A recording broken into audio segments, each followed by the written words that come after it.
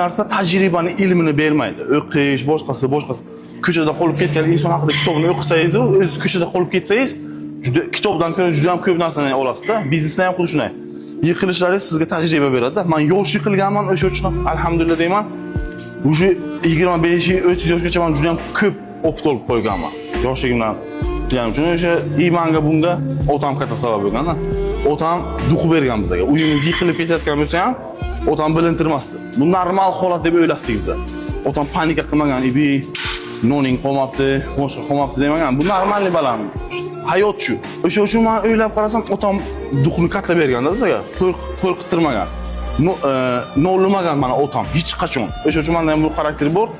Men nol bo'lsam ham hech qachon nolmayman. Chunki hech kim erkak kishiga rahmi kelmaydi. Rahmni keltirish bu zaiflanish ishi.